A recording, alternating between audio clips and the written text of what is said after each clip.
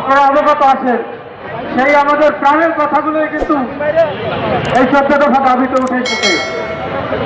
এছাড়াও সারা দেশে ডিম দিবস, বিভিন্ন দিবস থাকলেও সারা বিশ্বে সাংবাদিকদের জন্য কোনো দিবস নেই। সাংবাদিকদের অধিকার কড়ায় গণ্ডায় বুঝিয়ে দিতে হবে। আহমেদ আবু জাফর। জাতীয় গণমাধ্যম সপ্তাহ উদযাপন উপলক্ষে 7ই মে বৃহস্পতিবার সকাল 11টায় ঢাকায় জাতীয় প্রেস ক্লাবের সামনে বাংলাদেশ মফস্বল সাংবাদিক ফোরাম ও সাংবাদিক নির্যাতন প্রতিরোধ কমিটির আয়োজনে আলোচনা সভা ও সাংবাদিকদের 14 দফা দাবি আদায়ের সমাবেশ অনুষ্ঠিত হয়। সাংবাদিকদের দাবি সমাবেশে নেতৃবৃন্দ হুঁশিয়ারি উচ্চারণ করে বলেন, বাংলাদেশ মফস্বল সাংবাদিক ফোরামের ট্রাস্টি বোর্ডের চেয়ারম্যান আহমেদ আবু জাফর বলেন, রাষ্ট্রের সংবিধান অনুযায়ী সাংবাদিকদের অধিকার এবং প্রাপ্য কড়ায় গণ্ডায় বুঝিয়ে দিতে হবে। 55 বছরের ইতিহাসে সাংবাদিকদের অধিকার মর্যাদা তো দূরের কথা, সবকিছুতেই তাদেরকে বঞ্চিত করা হয়েছে। সাংবাদিকতা পেশায় জড়িতদের জীবনমান উন্নয়নে এদেশে কোনো সরকার এগিয়ে আসেনি এবং বরং এদেরকে প্রতিপক্ষ মনে করেছে। সরকারগুলো সবসময় কথায় ফুলঝুরি দিয়ে আর জাতির বিবেক বলে এদেরকে ঘুম পাড়িয়ে রেখেছে। সাংবাদিক এবার জেগেছে, তাদের দাবিয়ে রাখা যাবে না।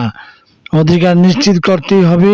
সাংবাদিকদের কি চায় তা রাষ্ট্রের পক্ষে সরকারকে শোনাতে হবে এবং এই ব্যাপারে দায়িত্বশীল ভূমিকা রাখতে হবে। বক্তারা বলেন, সমাজের নানান পেশাজীবীদের দক্ষতা, মর্যাদা এবং রুটি রুজির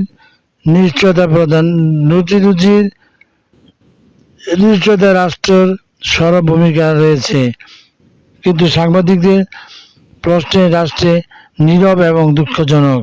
নেতৃত্ব বলেন, সরকারকে অবশ্যই জাতীয় গণমাধ্যম সপ্তাহে রাষ্ট্রীয় স্বীকৃতি, সাংবাদিকদের 14 দফা দাবির কথা শুনতে হবে।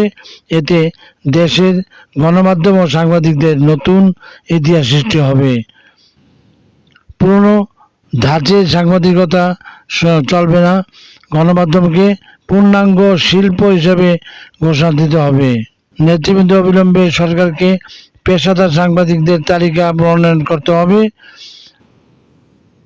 প্রণয়ন করে সরকার সাংবাদিক নিয়োগ নীতিমালা তৈরি, সাংবাদিক সুরক্ষা আইন প্রণয়ন করে 14 দফা দাবি মেনে নিতে আহ্বান জানানো হয়। বাংলাদেশ মফস্বল সাংবাদিক ফোরামের কেন্দ্রীয় কমিটির সভাপতি ও ট্রাস্টি বোর্ডের চেয়ারম্যান আবু জাফর এতে সভাপতিত্ব করেন। অতিথি হিসেবে উপস্থিত বক্তব্য রাখেন সাংবাদিকের বৃহত্তর জোট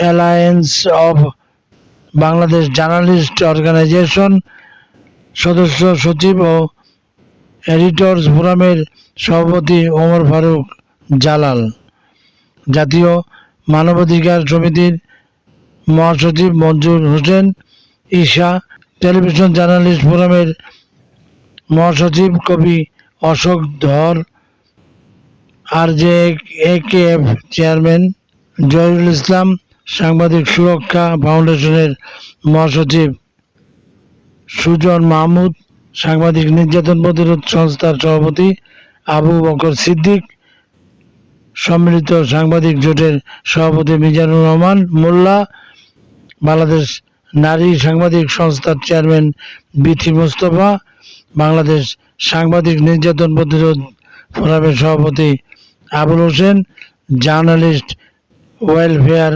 অ্যাসোসিয়েশনের সভাপতি Gazi Mamun. Shakir Ahmed Bappi, M News BD, জাতীয় প্রেস ক্লাব, ঢাকা। সাংবাদিক ভাইদের এবং বোনদেরকে যাবতীয় সুযোগ সুবিধা দিয়ে তাদেরকে রাষ্ট্র গঠনের জন্য আরো সক্রিয় করে তুলবেন বলে আমি আমার বক্তব্য শেষ করব। ধন্যবাদ। সাংবাদিকদের দাবি মেনে নেন।